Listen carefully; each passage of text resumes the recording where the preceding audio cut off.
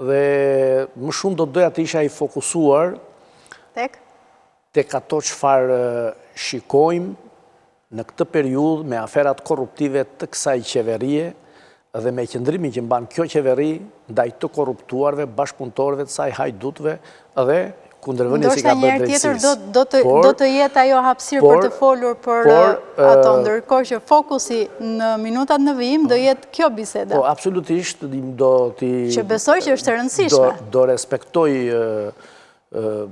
këndvështrimin tuaj për intervistën, nuk besoj se është kaq e rëndësishme për të bërë lajm.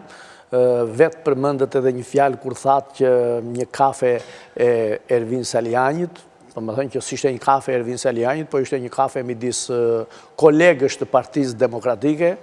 Unë i njoh po mirë, edhe më përpara atëherë, meqense nisëm nga kjo, pa ju përmbajtur edhe pyetjes. Edhe më herët, ndoshta kolegët kanë pirë kafe më përpara. Nuk besoj se ka qenë kjo e vetmja kafe. Por ardhur në këtë val të zhvillimeve të politikës, duket sikur se merr një lloj tjetër konotacioni. Përkundrazi, do të thoja që e ardhur në këto momente të zhvillimeve shumë të vrrullshme politike, sidomos brenda mazhorancës, një takim, një kafe, mund t'ja vëmë emrin çfarë të duan, një grupi kolegësh, ish kandidat të listave të hapura të Partisë Demokratike, unë mendoj se i bën mirë Partisë Demokratike dhe nuk i bën as pak keq.